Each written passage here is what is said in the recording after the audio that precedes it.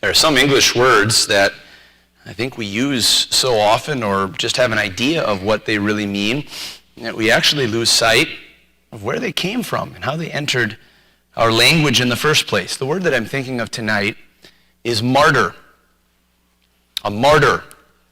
You probably have heard someone described as a martyr.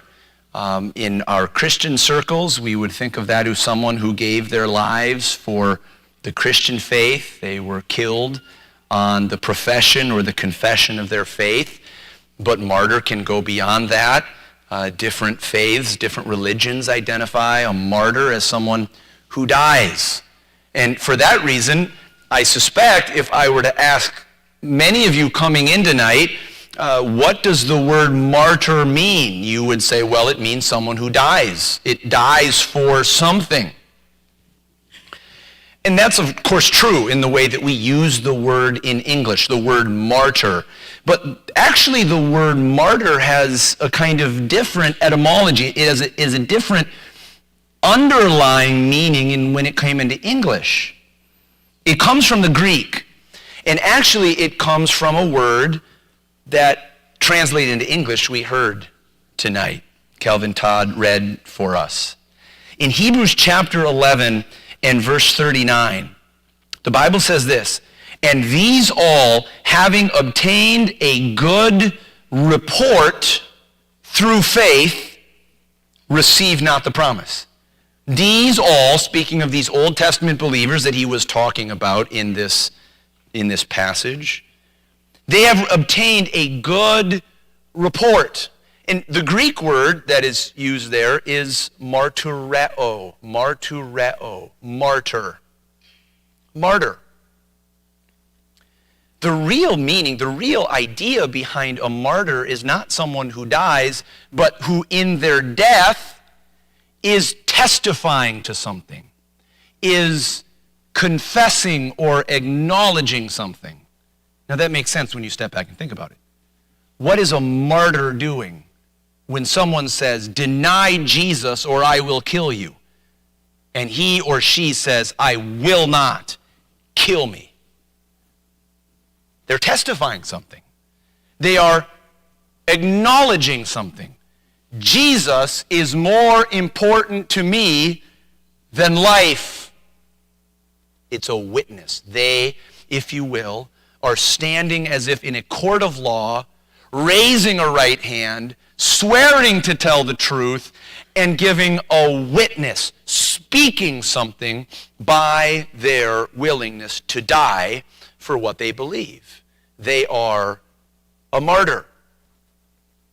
Now, really, if we understand what that concept of a martyr is, it shouldn't come as a surprise to you that Hebrews 11 has this concept of martyr, and in fact, that word, martyreo, all over it. Because Hebrews 11 is about people who are witnesses, who are testifying. Now, in the month of October, for those of you who know my profession during the week as an attorney, I was in a trial. I saw a lot of people getting up and putting their right hand in the air and solemnly swearing to tell the truth and then testifying.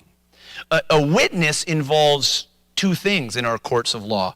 A witness involves generally someone who sees something. They are a witness to it. They witness it. But the second component of a witness is that they say something.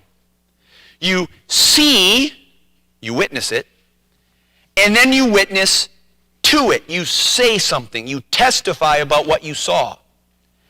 And so the idea of Hebrews 11 of these people in this chapter that we call the heroes of faith, the hall of faith, the great picture across the Old Testament, all these individuals in our Bible who lived according to faith, men and women, living out their faith. And what the author of Hebrews is telling us is that this portrait of faith that I've drawn you, these have obtained a good witness or a good testimony through faith. So think about that for a minute. there is something testifying to them. There is, just again, picture this. It's like they are on trial. And someone or something is getting up in that trial and testifying about them. And they're testifying good things. They have obtained a good testimony through faith. And I thought about that, not only this week, but in recent weeks, about the testimony of faith that would be left behind for you, for me. The kind of testimony that my children are hearing by my example.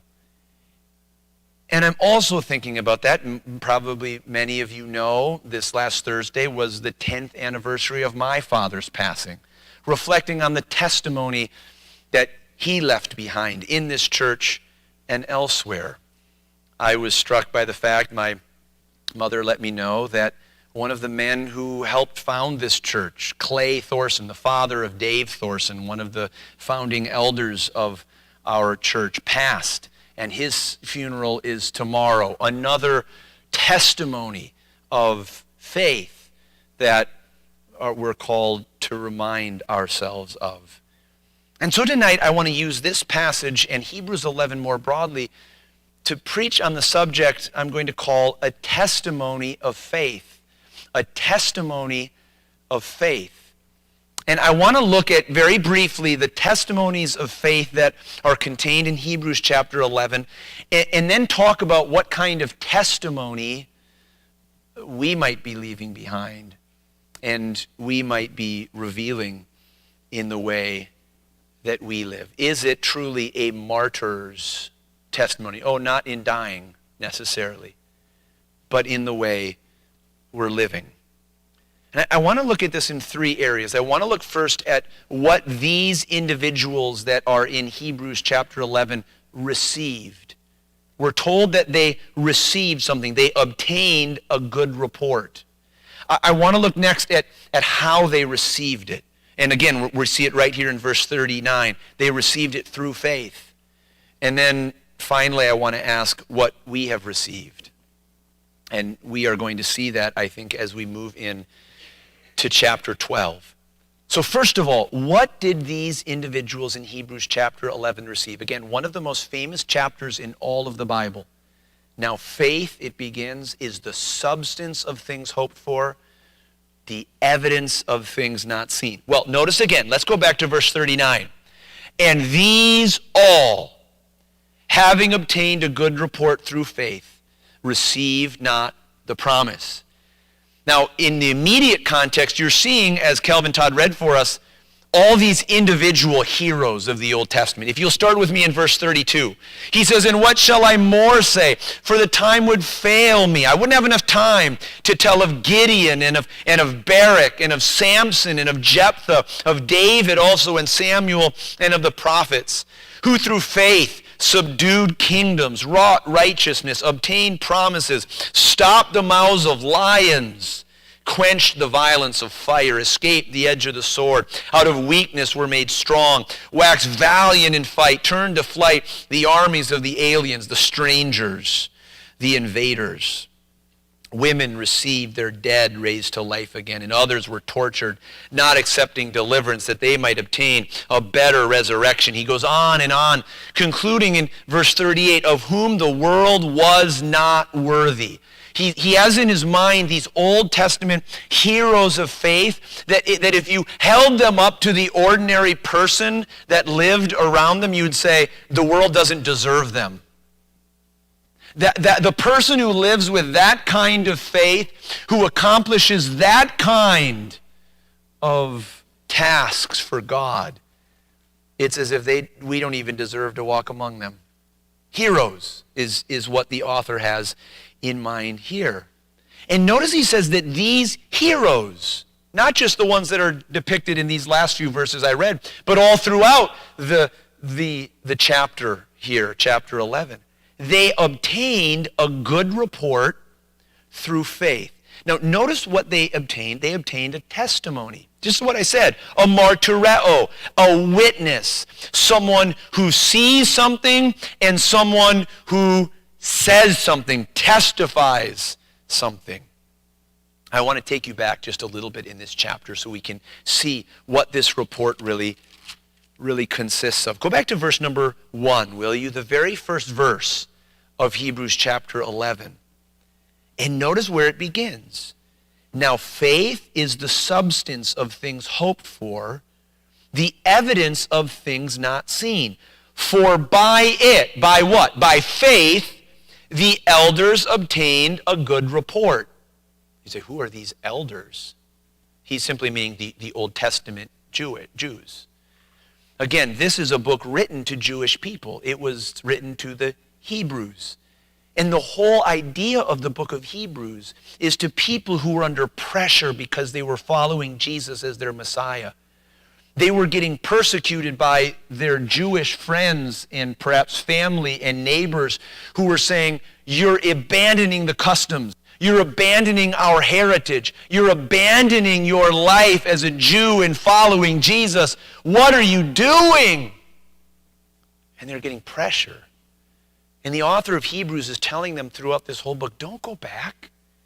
Jesus is the end of your heritage as a Jew. What I mean by that is he is what you've been looking for. He is what the Jewish people have been looking for. He's the Messiah. He's the chosen one.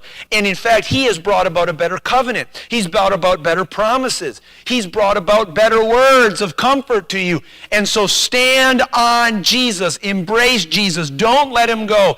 Don't go back to a life without Jesus. He's charging them to keep on going. And he says that what they need is faith. In fact, if you see it here in verse 38 of chapter 10, right before these verses I just read, he says, now the just shall live by faith, but if any man draw back, my soul shall have no pleasure in him, quoting the Old Testament. He says, what you need is faith, but we are not, he says, of them who draw back unto perdition, unto destruction, but of them that believe to the saving of the soul. He says, you are of them that believe. And then he says, now faith is the substance of things hoped for. For by it the elders obtained a good report. He is going to show them that their Old Testament heroes walked by faith, just like they need to now. They didn't rely on some other principle to approach God. They relied in walking with God on faith, on what they couldn't see. And he says it's the same thing for you. You need the same thing. You need to rely in your relationship with God, not on what you can see, but on what you can't see. That's faith. Now notice this idea. He says, by faith, these elders, these Old Testament heroes, obtained a good witness. They received a good testimony about their life, about their efforts. And we should ask ourselves, who did they receive this testimony from? And if you'll look in Hebrews 11, they received it from God. Look at verse 4, will you? By faith, Abel. We're going way back to the beginning, right? Early in Genesis. By faith, Abel offered unto God a more excellent sacrifice than Cain, by which he obtained, what's that next word? Witness. You guess what Greek word that is? Martyreo. He obtained witness. He obtained a testimony. That he was righteous. Who testified of his gifts? Look, who testified of his gifts? God did. God was testifying of him. Now, can you believe that? Just think about that for a minute. He's saying it was God himself who, if you will, got on the witness stand, raised his right hand, and said, I approve of that man. I approve of him. Can you imagine God saying that about you? Can you imagine God testifying about you and your life and saying, that one pleases me? That one right there, she does. God testified of his gifts. And notice what it says. And by it, he being dead yet speaketh. So Abel is dead. Why? He was murdered by his brother Cain. And now the author of Hebrews is saying God was the one testifying of him. He gave him a good testimony of his gifts. His gifts pleased God. And why? And now by that, Abel is dead, but he is still speaking. He is still testifying. You see that? He is a witness now. He is speaking something. Look at verse 5. By faith, Enoch was translated that he should not see death. And this is the Genesis account of Enoch being literally taken to heaven without dying. And was not found because God had translated him. For before his translation, he had this, what's that next word? Testimony. What do you think word that is? Martyreo. This witness. What witness? That he pleased God. God testified that Enoch pleased him. Okay, you see the idea.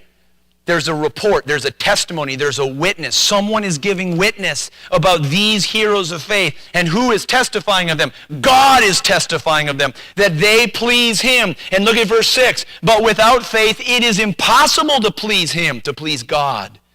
For he that cometh to God must believe that he is, and that he is a rewarder of them that diligently seek him. You have to have faith in order to receive God's testimony to you that you please him. Without faith, it is impossible to receive that witness from him. And you could go on. Go on through the rest of Hebrews chapter 11 with all these great heroes that are held up and exemplified for us. What is the common denominator? God is testifying that they please him. That is the witness. What they received was a good testimony. Let's look secondly at how they received it. They received it through faith. This is what it says, verse 39. And these all having obtained this good report, this good testimony through faith. Now we need to stop back and think about this for a minute. What does it mean that they received this testimony through faith? Well, what was their faith? Their faith was something they couldn't see. And in fact, that's where this whole passage started. Now faith, verse 1 of this chapter, is the substance of things hoped for, the evidence of things not seen. They were looking for something they couldn't see. And in fact, verse 9 has this idea about Abraham. By faith, he sojourned, he lived in the land of promise, the promised land, as in a strange country, dwelling in tabernacles with Isaac and Jacob, the heirs with him of the same promise. For he looked for a city which hath foundations, whose builder and maker is God. He was looking for something. He couldn't see it. He was a stranger, living in a strange land, that promised land. It wasn't even his. All he knew was that God had promised it to him sometime in his descendants, sometime in the future. And so he looked for it. Verse 13 says, these all died in faith, not having received the promises, but having seen them afar off, and were persuaded of them and embraced them and confessed that they were strangers and pilgrims on the earth. It was almost as if they had out their telescope and they were looking way, way, way out into the future, and they saw these things way afar off.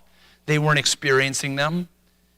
It was faith that was seeing them. Faith was the telescope looking out into the future, seeing God's promises come to fulfillment, even though they weren't seeing it with their human eyes yet. You see, there's something important that we need to recognize about faith.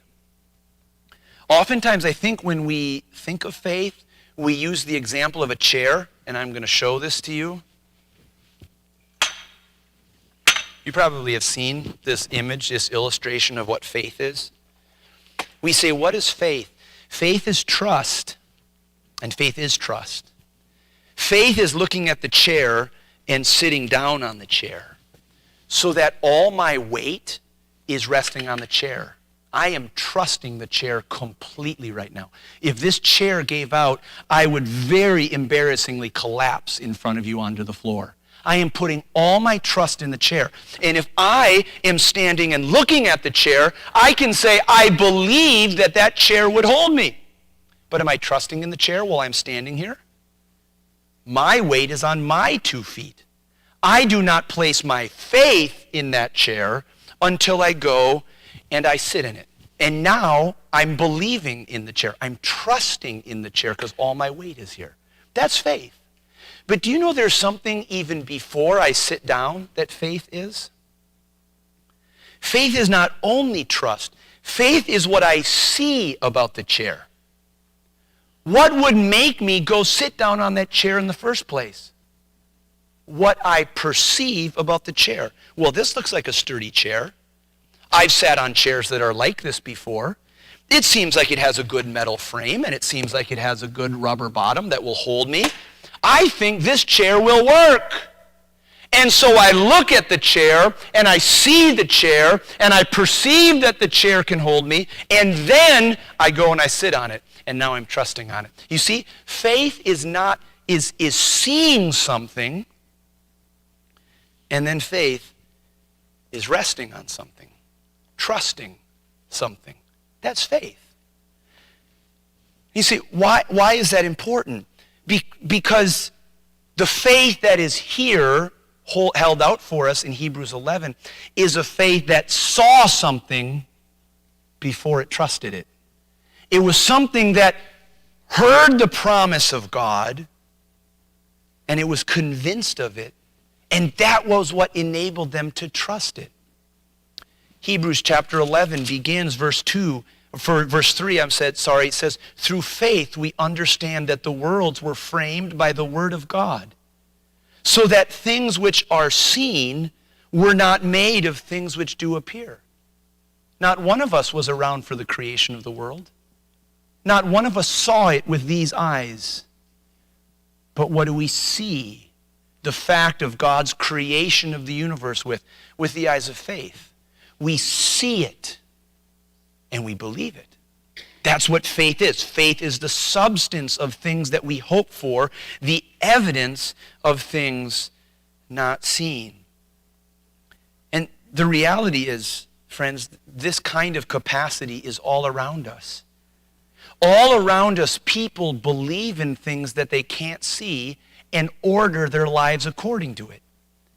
The person who devotes their entire life to winning an Olympic gold medal, they have not seen, if you will, that gold medal. They've not experienced it. They've never touched it. They've never bitten it. They've never won that gold medal. And yet they give everything to something they can't yet see that is way in the future. And for years and years and years, they change their life entirely to get that gold medal. And what is it?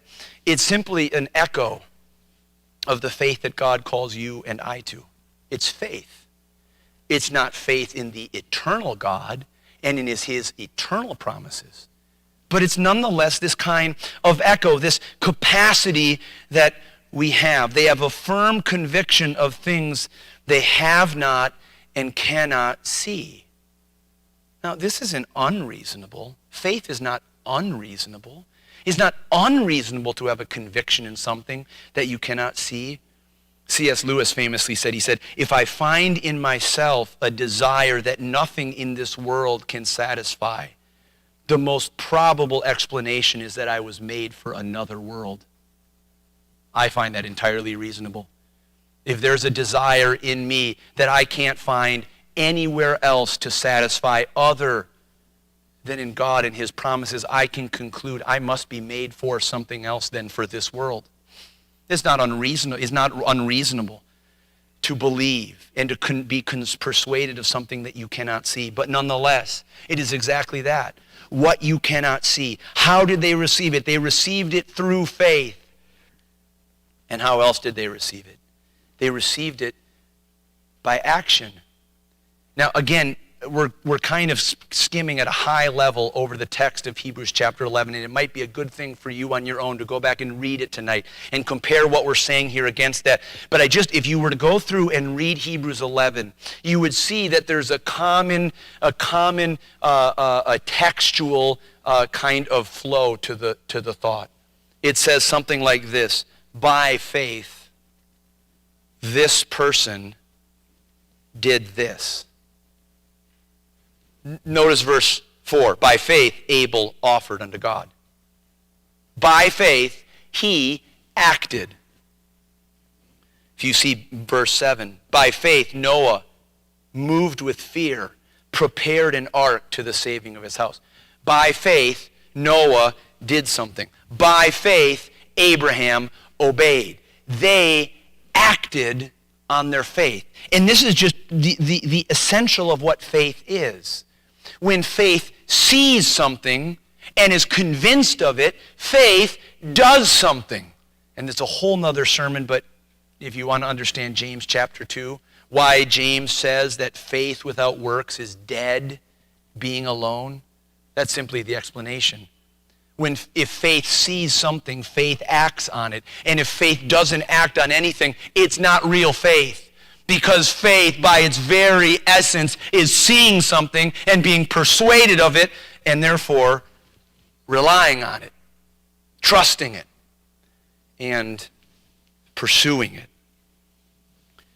So each of these people, how did these people obtain a testimony from God? How did they obtain a good testimony from God? By seeing something by faith, and then by acting on it. And not just acting on it in the face of external or internal conflict. Again, what is the very idea that comes over and over again in Hebrews chapter 11? These people suffered. These people had hard lives. These people faced appalling difficulties. I mean, look at what he says. He says in verse number 35, others were tortured, not accepting deliverance. What did their faith cause them to do? To be tortured. That word there has the idea from which we get our word timpani. Like the timpani drum that you might see in a symphony orchestra. Boom, boom, boom, boom, boom, boom. You know what a timpani is? It's a piece of membrane stretched very, very, very, very tight and beaten. And that very word in the Greek has the idea of their torturing, of being stretched very tight and beaten like a drum. These people who received a good testimony from God, by faith, they were tortured. What else do we see? They had trial of cruel mockings and scourgings, yea, moreover of bonds and imprisonment. They were thrown in jail. They were tied up. They were stoned. They were sawn asunder, sawn in half. You say, who is that? There is a Jewish tradition that Isaiah, the great prophet of the Old Testament, was sawn in half by a wicked king. What else? They were tempted, they were slain, they were killed with the sword. They wandered about in sheepskins and goatskins. They were like strangers and pilgrims. They were destitute, they were afflicted, they were tormented. They wandered in deserts and in mountains and in dens and caves of the earth. And these all, having obtained a good testimony, a good report through faith, they received it in the face of incredible, appalling difficulty and suffering. God was testifying, these people please me. By the way, can I just pause and say, if you're suffering tonight, it does not mean that God is not pleased with you. It does not mean that. In fact, these people in Hebrews 11 tell that story. People who were suffering the greatest and most intensive difficulties, and God, meanwhile, was testifying to them, you please me by your faith. 1 John 5 says, for whatsoever is born of God overcometh the world, and this is the victory that overcometh the world, even our faith. These people pleased God by their faith that acted in the face of appalling difficulty and conflict and overcame in their own way the persecution and affliction of those around them. So again, what did they receive? They received God's stamp of approval. They received his testimony of his pleasure with them, a good testimony. How did they receive it? They received it through faith that saw something, God's promise to them. They trusted what God had said, and they lived their lives in accordance to it. They said, I believe that, and in the face of this appalling suffering, I'm going to hold to it, and I'm going to live my life according to it. And finally, what I want to look at here as we close tonight is what we have received. What have we received? Now again, go back to verse 39. And these all, having obtained a good report through faith, receive not the promise. Now think about what he's saying there. These people were martyred. These people suffered. These people wandered about like pilgrims on the earth. And what did they get? Not the promise. Now we need to think for a moment, what is this promise? What is the promise? You know, this passage all ties together when you read the Bible in context.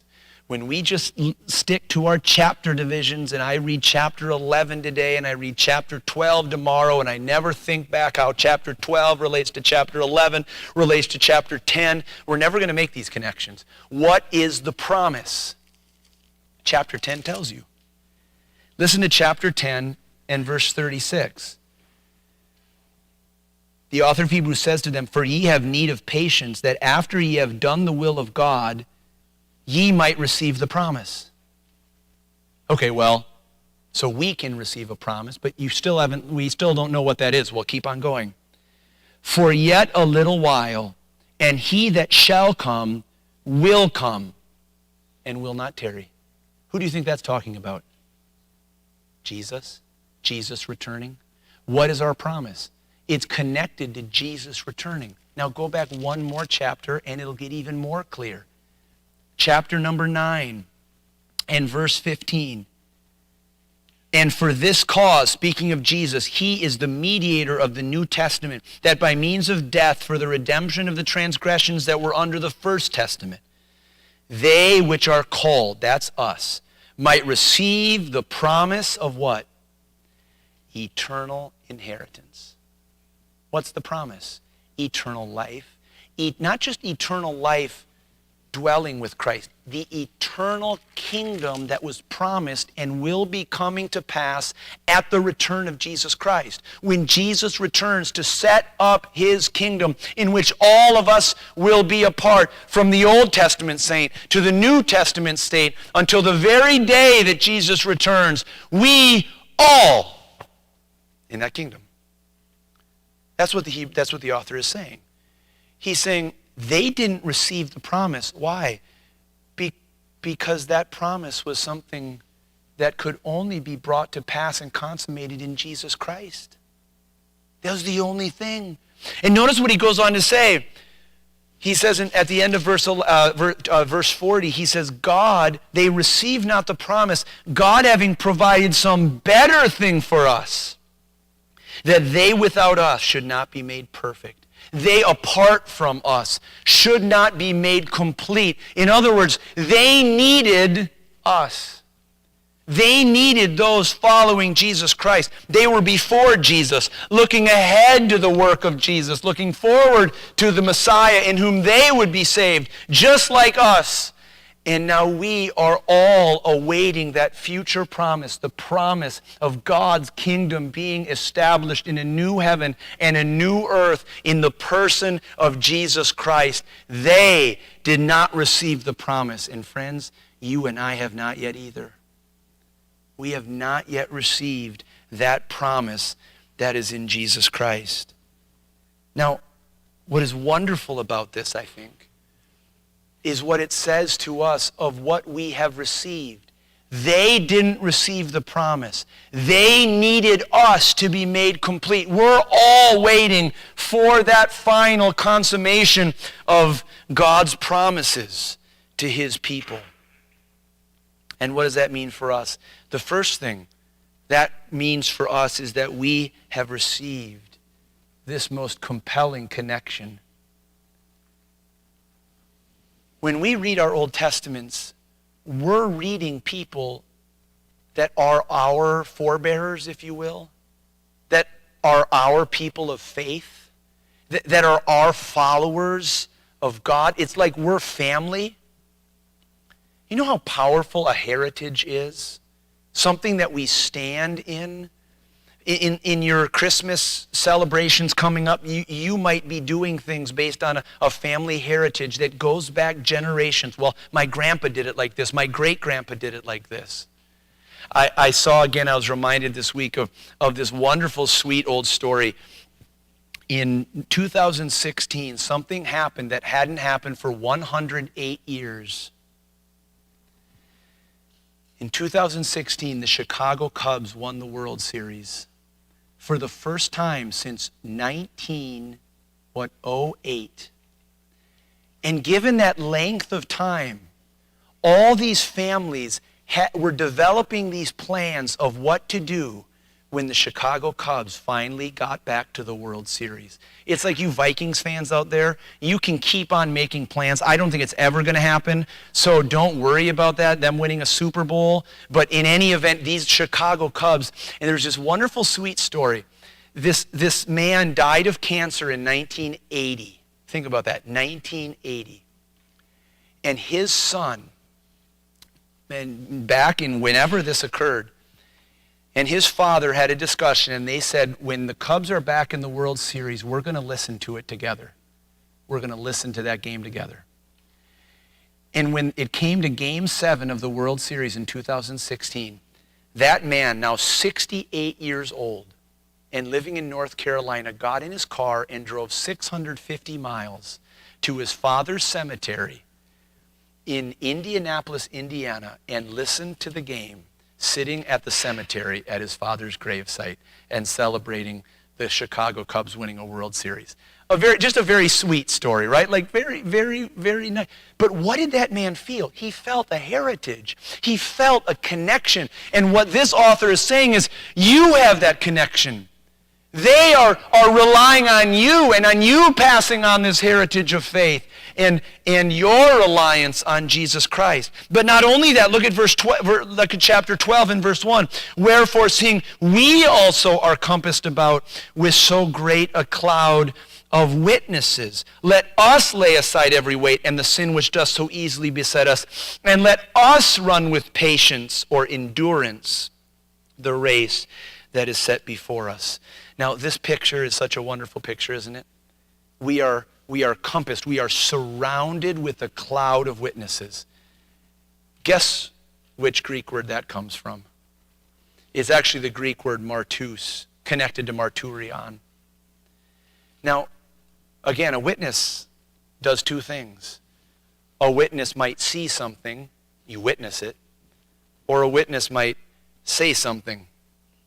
And there's a picture here, maybe you've heard before, of those who have gone before onto heaven, gathering around like race, watching the people who are running. They're watching us. They're leaning over the ballast, the banister of heaven, just watching us.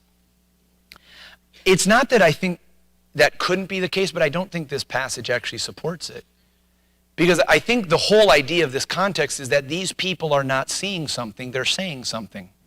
They're testifying of something. They're speaking something. So I interpret this verse as these individuals being the ones who are testifying to us by their lives of the faithfulness of God. That His promises are worth living and dying for. That what we can't see is worth living for if it's connected to the promises of God. And notice then how this whole passage ties together. He's saying these people have gotten God's testimony to them, and now after death, they, like Abel, are still speaking. They're testifying. They're witnessing about a life of faith, that it's worth it, that it's worth pursuing. And then he says, see, you all here? You all here at Straight Gate Church? Because you're surrounded by this testimony of people who are testifying to you, you keep on going. You endure. You persevere. You run with endurance the race that is set before you. Your race is different than my race. Your race is different than your race. You might never be called to die for the name of Jesus Christ. You may not be called to be sawn in half, thank God. You may not be called to be tortured like they were, but you have a race, and I have a race. And so he says, because these witnesses are telling you, keep on going, keep on doing it. And then he says, verse 2, looking unto Jesus, the author and finisher of our faith, who for the joy that was set before him endured the cross, despising the shame, and is set down at the right hand of the throne of God. What do we receive ultimately from these witnesses? Clearly, we receive motivation to keep on going.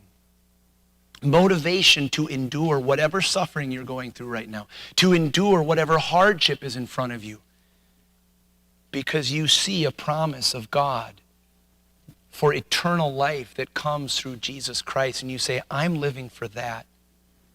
I'm not living for everything I can see around me. Now, all of that was really just laying the groundwork for a question that's been bouncing through my head and that I'm hoping will be bouncing through your head. Really, there's two questions. Here's the first one. Every day, we are receiving a testimony through our words and actions of what we see, what we value, and what we truly believe. What is your testimony? What is the testimony that you are receiving from God by the way you're living your life? I want you to think about that. These people they received a testimony. Now, if you could take every hour of the week and we were to examine how you used your time last week, what kind of testimony would that give about your life of faith? About what you see as most valuable in life, about what entertains you, about what you really are investing in above all else. That's the testimony that you're receiving. The author of Hebrews says, see, look at all these people in Hebrews 11. You want to know what their testimony was? They were living for something they couldn't see. What about you? What testimony are you receiving from God by your words and actions? What do they say about your faith? But there's another question. Every day, we are leaving behind a testimony, the same kind of testimony. We are leaving behind that testimony for others to see. Our children, our grandchildren, our fellow church members, our people in our neighborhood and work and school. We're leaving behind that testimony. And my second question for you tonight is, what testimony are you leaving behind? Tabitha and I were talking about this recently. How are we going to leave behind to our children a testimony that we were living by faith? That what we were really living for was not stuff that we could see or that could get stuffed into a bank account or that could be put in a 401k or that could be invested in a house or a car or a nice vacation.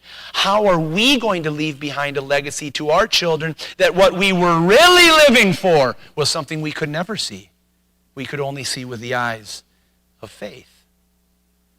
You see, we should step back and think about the examples of faith that have been left behind for us. As we enter into the 45th year of Straight Gate Church, we should think back to the legacy of those who by faith stepped out and based on what they couldn't see, decided to put in place many of the benefits and blessings that we have now received. Men like my father, men like Clay Thorson, men and women throughout the last 45 years that have left behind a legacy of faith. So friends, when we read through Hebrews chapter 11 and when we see the witnesses that have surrounded us and continue to surround us today, may we ask ourselves, what kind of testimony am I receiving from God by the way I live my life? By what I live for, what I value. And what kind of testimony am I leaving behind? If my children were to look at the way I acted, if my children or my friends were truly to examine what I value in life, would they see this kind of Hebrews 11 testimony of living for what you can't see, living based on the promises of God, living a life that even embraces suffering and discomfort when it is for the cause of Christ and his kingdom. These these men and women obtained a good testimony. And may we not only obtain that testimony, may we leave it behind for those who will come after us.